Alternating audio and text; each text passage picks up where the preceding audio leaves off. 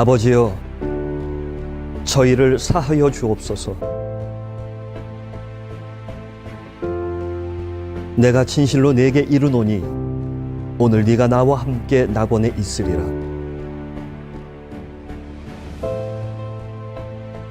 여자여 보소서, 아들이니이다. 엘리 엘리 라마 사박다니. 내가 목마르다.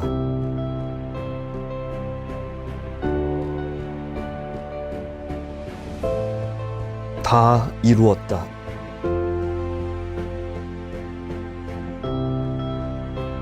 내 영혼을 아버지 손에 부탁하나이다.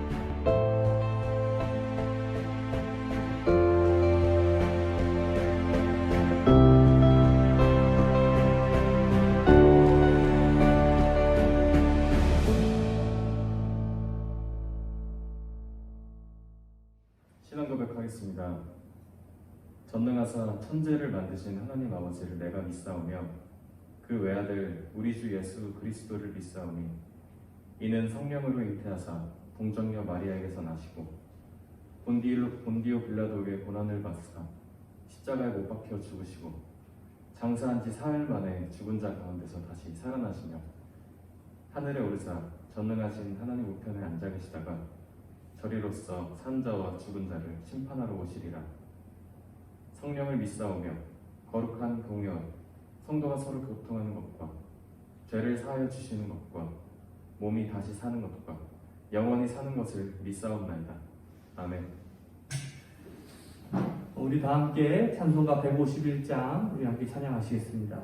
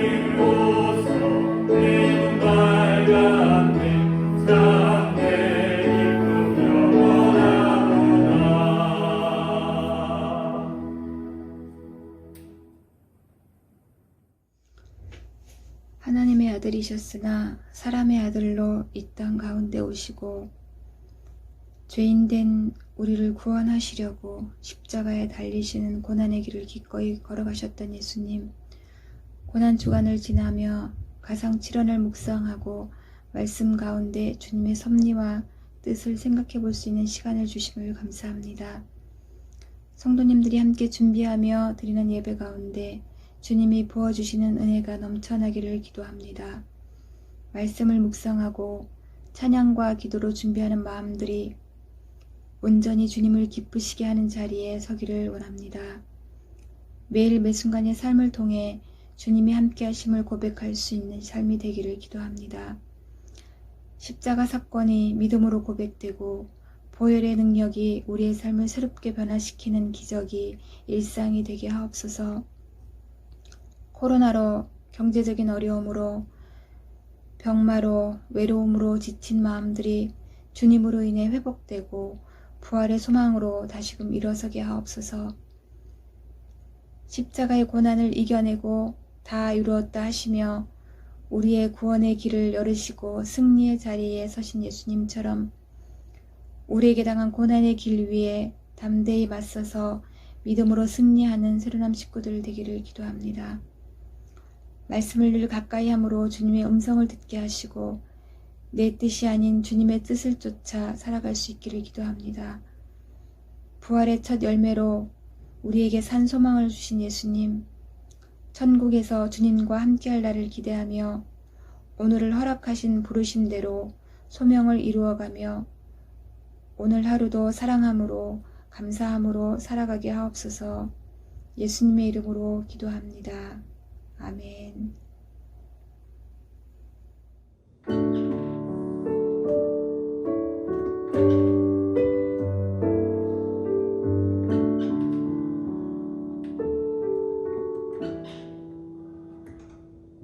나의 입술이 주 예수를 정죄했고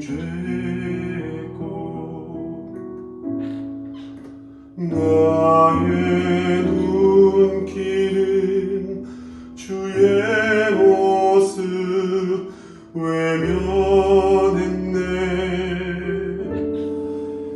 나의 마음은 십자가 공로 져버렸으니 나는 주를 볼 수 없는 죄인. 나의 완악한 마음 주체직이 되고 나의 더러운 혀는 못자 국이 됐네. 나의 마음은 주님의 사랑 외면했으니 나는 주를 만질 수도 없네. 주가 나의 못자국과 채찍질로 인하여 멸시와 고초치니 감당하셨네.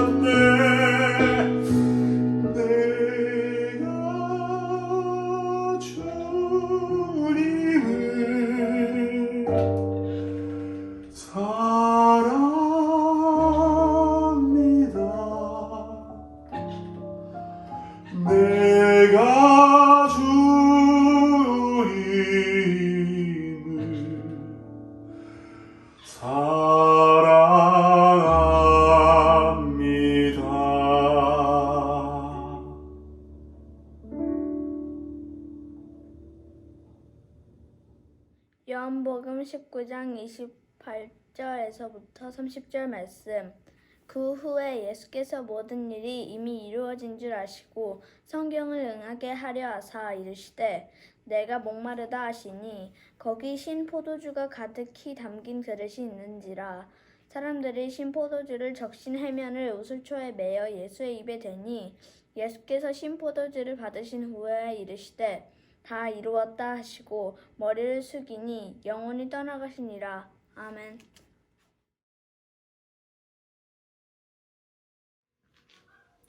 샬롬, 이 성금요일 새벽에 함께 말씀을 나누게 하심에 감사와 영광을 돌립니다. 먼저 말씀을 준비하면서 부담과 게으름으로 말씀 묵상을 깊이 있게 하지 못했습니다. 모태신앙으로 예수님의 십자가 죽음, 부활, 매년 들어왔고 예수님의 십자가를 보며 뜨겁게 눈물을 흘리며 기도했던 때도 몇 번. 하지만 이번 주신 말씀에 성금요일이기에 예수님의 십자가 사건을 묵상하는데 저는 몸이 건조하고 뜨거움이 없는, 아픔이 없는, 눈물이 없는, 감사가 없는 묵상을 하며 회개하는 마음을 주셨습니다. 내가 누구를 더 사랑하느냐? 너의 주인은 누구더냐? 주님만 사랑한다던 고백이 진심이냐? 그저 어떤 상황, 문제의 해결자로 나를 부르느냐? 주님은 저를 부르셨습니다. 주님을 더 사랑하지요. 그럼 지금 누가 더 아프겠느냐? 최고의 고통, 십자가의 죽음의 사건을 두고도 가뭄이 없던 제가 머리를 한 대 맞은 기분이었습니다. 나를 세상 누구보다 잘 아시는 그 인간의 몸으로 오신 예수님, 나를 위해 십자가에 달려 돌아가심으로 이 세상의 구원자, 승리자, 나의 피난처가 되어주신 그 은혜, 함께 이 동일한 은혜를 깨닫고 누리시는 시간이 되었으면 좋겠습니다. 오늘의 제목은 고통의 삶입니다. 성경에서 예수께서 하신 말씀 중에 짤막한 말씀이 있다면 바로 오늘의 말씀입니다. 이 말씀은 가상칠언 가운데 5번째 말씀입니다. 내가 목마르다. 우리 말에는 두 단어처럼 들리지만 헬라어에는 한 단어로 되어 있습니다. 딥소. 내가 목마르다. 우리 주께서 십자가의 고통의 절정에서 토해내신 말씀입니다. 주님이 십자가에서 받으신 그 고통을 의학적으로 깊이 성찰한 짤막한 책자가 있는데 현대의학으로 본 예수 그리스도의 고통이라는 책임입니다. 투르먼 데이비스라는 의사가 그리스도 십자가의 정황을 중심으로 오랜 동안 고증을 통해서 쓴 책임입니다. 이 짤막한 책자를 통해 그리스도의 십자가의 고통의 현장으로 다가가 보기 바랍니다. 예수님의 육체적 순환은 겟세마네 동산에서 시작됩니다. 이 초반의 고통에서 특별히 생리학적으로 흥미있는 한 가지는 예수께서 핏 같은 땀을 흘리셨다는 사실입니다. 매우 흥미롭게도 복음서의 기자들 중에서 오직 의사인 누가만이 이 사실을 기록했습니다. 그는 예수께서 힘쓰고 애써 더욱 간절히 기도하시니 땅에 떨어지는 핏방울 같이 되더라고 기록했습니다. 현대학자들은 이런 일이 일어날 수 있는가 의심을 갖지만 이것은 의학 서적을 참고하면 간단히 해결할 수가 있습니다. 극도의 감정적인 과로 상태에는 작은 모세관이 땀샘에서 파괴되어 피와 땀이 섞일 수 있습니다.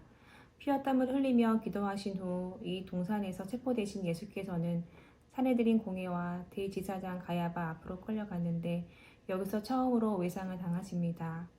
대지사장 가야바의 질문에 아무 대답 없이 잠잠히 계시다는 이유 하나로 사한 중 하나가 예수님의 뺨을 때렸습니다. 그리고 나서 성전 경비대원들이 그분을 조롱하고 비웃고 침 뱉고 얼굴을 구타하기 시작했습니다. 상하고 멍들고 탈수한 데다가 밤잠을 제대로 자지 못해 지쳐버린 예수님은 이른 아침 예루살렘을 지나 유대 총독 본디오 빌라도의 재판정에 있는 안토니아 요새의 관정으로 호송됩니다. 빌라도는 책임을 지지 않기 위해 그분을 헤롯에게 보내고 헤롯은 다시 그분을 빌라도에게 보냈습니다. 빌라도는 외치는 군중의 소리에 응하여 바라바를 풀어주고 예수를 채찍질하고 십자가에 못 박도록 마침내 선고합니다.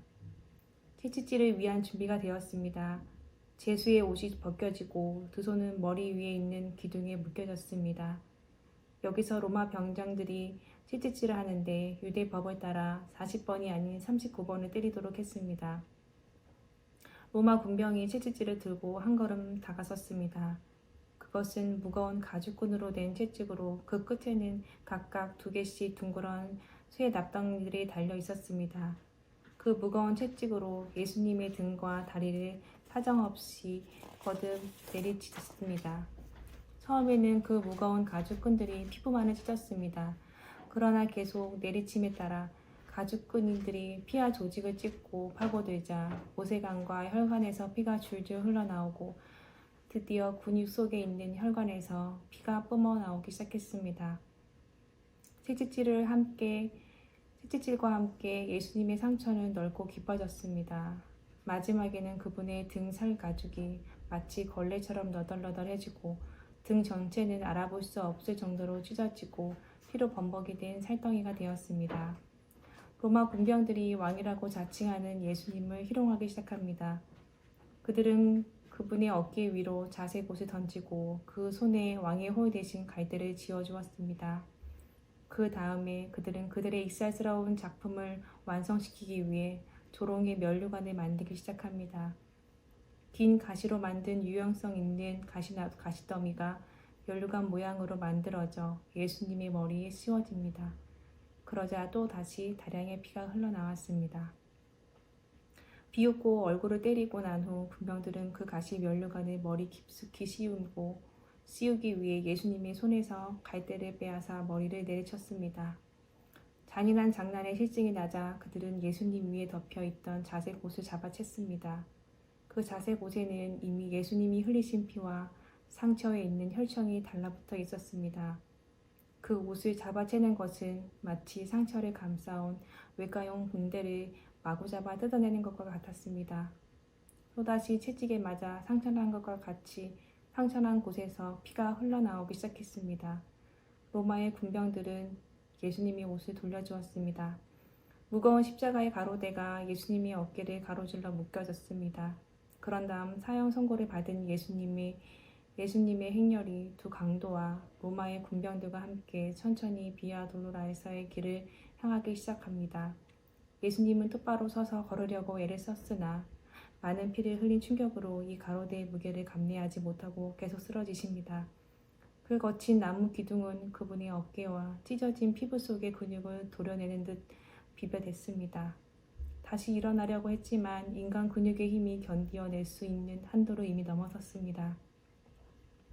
백부장은 빨리 십자가형을 집행하려 했기 때문에 건장한 북아프리카의 구격공 구레네 시몬을 잡아 예수님 대신 십자가를 지게 했습니다. 예수님은 여전히 피와 끈적끈적한 땀을 흘리며 행렬을 따라갔습니다. 안토니아 요새로부터 골고다까지 600여 미터의 행렬이 끝나자 허락된 속옷만을 남긴 채 군병들은 예수님의 옷을 다 벗겼습니다. 십자가의 형이 시작됩니다. 십자가의 가로대를 땅에 내려놓으라는 명령이 떨어지기가 무섭게 예수님의 두 어깨가 가로대 위로 뉘어졌습니다. 로마 군병은 예수님의 손목 앞에 약간 오목한 곳을 손으로 더듬었습니다. 곧 그는 무겁고 네모진 단철못을 예수님의 손목을 뜯고 나무에 박았습니다. 재빨리 그는 다른 쪽으로 가서 팔이 어느 정도 움직일 수 있도록 조심하며 그분의 팔을 세게 잡아당기지 않고 못을 계속 박아댔습니다. 군병은 십자가에 가로대를 세워 올리고 나사렛 예수 유대인의 왕이라는 제패를 그 위에 세웠습니다.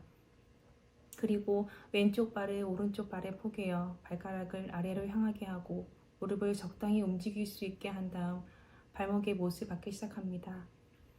예수께서 십자가에 못 박혔습니다. 점차 힘이 빠져 손목에 박혀있는 못이 몸무게를 지탱하자 무서운 아픔이 예수님의 손가락과 발가락, 뇌로 전달됩니다. 손목에 박혀있는 못들은 중추의 압박을 가하기 시작했습니다. 고통을 피하기 위해 몸을 밀어 올리자 몸무게 전체가 다리에 박힌 못에 지워졌습니다. 바로 이때 또 다른 현상이 일어났습니다. 팔들이 피로해지자 그 경련이 근육 전체에 급속하게 퍼졌는데 그것은 깊고 사정없이 수셔대는 아픔이었습니다. 이 경련 때문에 그분은 몸을 위로 밀어 올리지 못하셨습니다. 그리고 팔에 몸무게가 실리게 되자 가슴 근육이 마비되고 늑간 근육도 재구수를 못하게 되었습니다. 공기를 흡입할 수는 있지만 내쉴 수는 없었습니다. 짧은 호흡이라도 얻기 위해 예수님은 몸을 위로 밀어 올리고자 안간힘을 쓰셨습니다. 드디어 이산화탄소가 허파와 혈류에 채워지자 근육의 경련이 부분적으로 가라앉았습니다. 발작 속으로 그분은 숨을 내쉬기 위해 몸을 위로 밀어 올리고 산소를 들이마셨습니다. 오전 9시 십자가에 못 박힌 그분은 3시간을 견디셨습니다. 정오에 갑자기 내리덮인 캄캄한 어둠 속에서 그분은 계속 아파하셨습니다. 5시간이 지나갔습니다. 말로 허용할 수 없는 아픔, 관절마디를 부수는 듯한 경련, 때때로 일어나는 부분적인 질식, 그리고 거친 나무 기둥이 되고 위아래로 몸을 밀어 올리고 내릴 때마다 찢겨진 등허리를 또 찢기는 고통의 시간이 계속되며 또 다른 고통이 몰려옵니다. 심장이 압박되기 시작하자 심하게 으깨 듯한 고통이 가슴 깊숙이 파고들었습니다.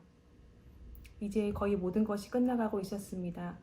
세포 조직의 분비액의 유출은 위기 상태에 이르고 압축된 심장은 무겁고 그나마 남은 피를 세포 조직에 보내기 위해 애쓰고 시달림 받은 폐는 약간의 공기라도 흡입하려고 필사적인 노력을 계속합니다.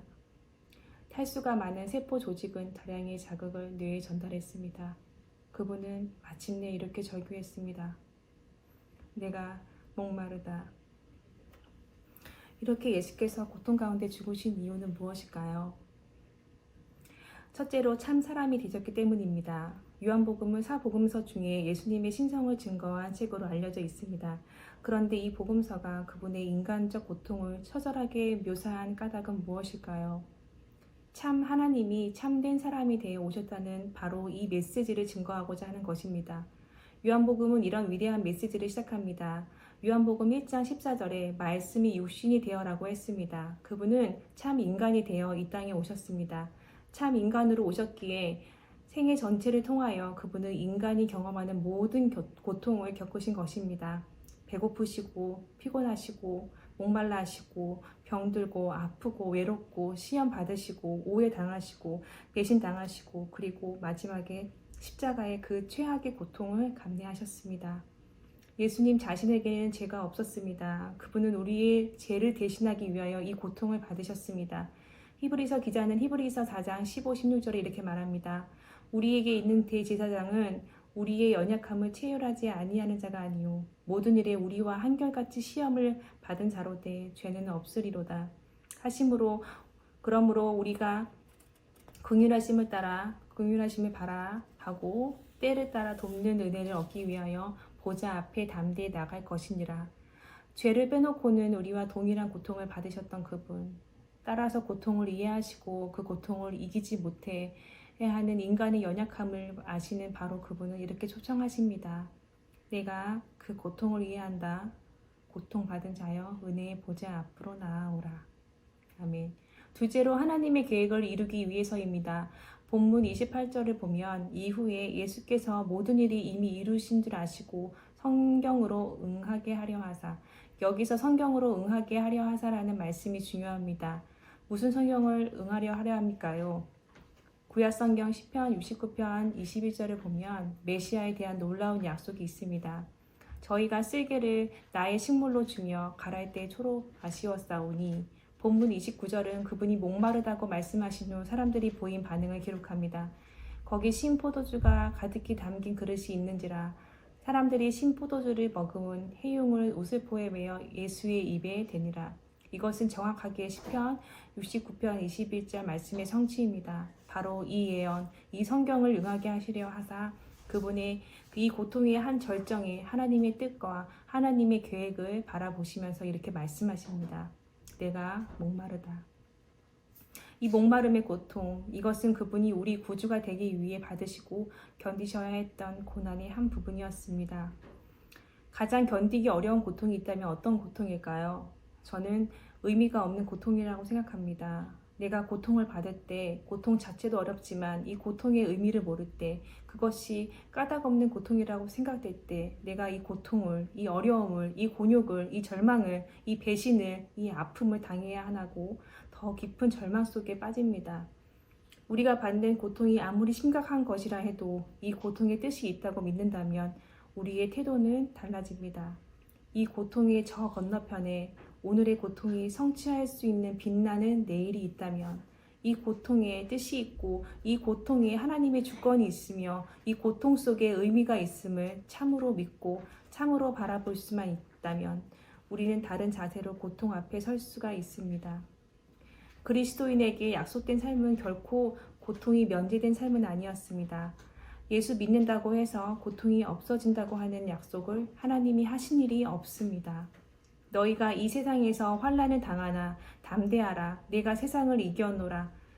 고통이 없는 삶이 아니라 고통에도 불구하고 고통을 넘어선 궁극적인 승리를 그분이 약속하지 않으셨습니까?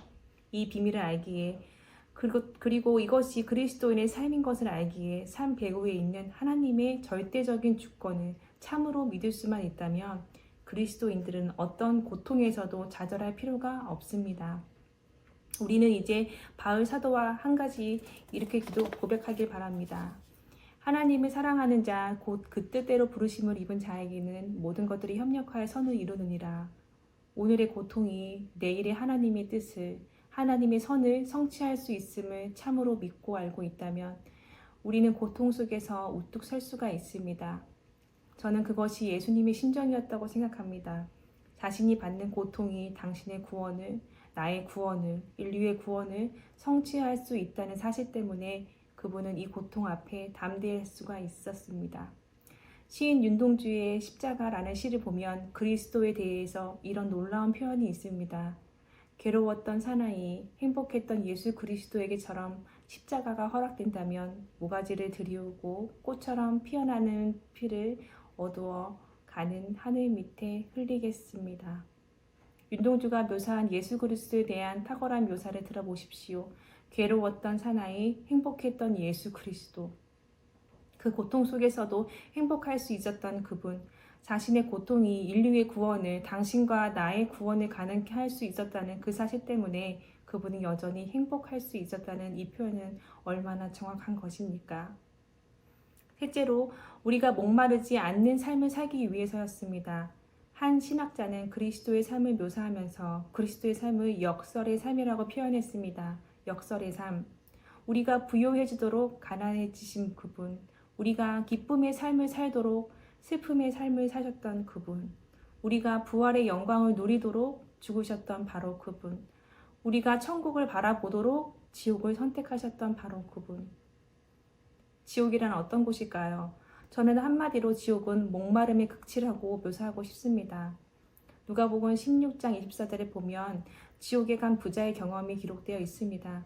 그는 말할 수 없는 고통 중에 저 멀리 있는 아브라함을 향하여 이렇게 호소합니다. 아버지 아브라함이여 나를 긍휼히 여기사 나사로를 보내어 그 손가락 끝에 물을 찍어 내 혀를 서늘하게 하소서. 내가 이 불꽃 가운데 고민하나이다.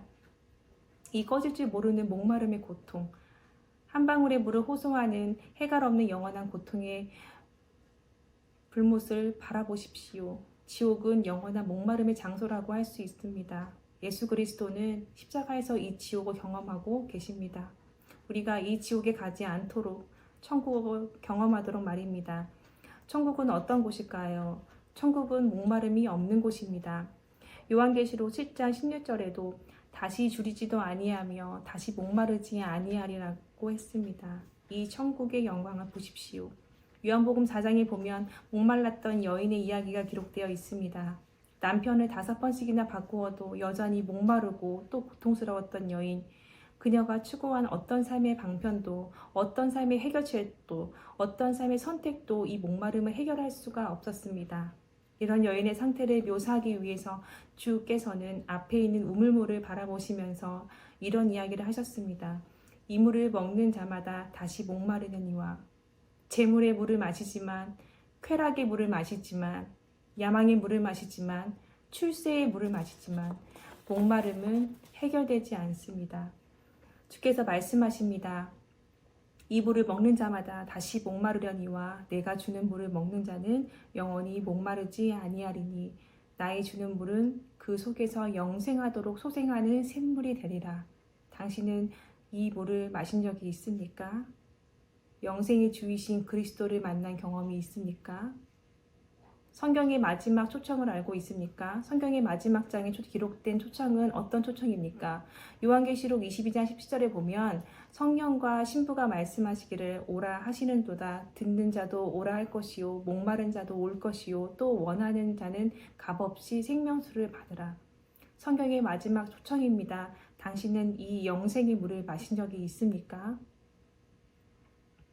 내가 추구하는 모든 삶의 선택에도 불구하고 여전히 목마르고 괴롭고 고통스럽지 않습니까? 어떻게 이 목마름이 해결될 수 있을까요? 다른 길이 없고 다른 방법이 없습니다. 당신의 목마름의 고통을 아시는 그분 앞에 오십시오. 내가 목마르지 않게 하기 위해서 이 목마른 고통을 당하셨던 그분 앞으로 오십시오. 그리고 당신의 고통을, 당신의 목마름을 그분 앞에 내놓으십시오. 주님은 나를 아십니다. 내가 주님을 의지합니다. 나의 구주, 나의 주님, 나의 사랑, 나의 소망이 되어 주십시오. 라고 함께 기도로, 삶으로 고백합시다. 아멘. 우리 오늘 말씀을 우리가 기억하면서 오늘 우리가 십자가의 사랑과 또 감동을 우리가 되찾으며 다시 하나님께 나아가기를 간구하는 마음으로 우리 함께 결단하며 찬양합시다.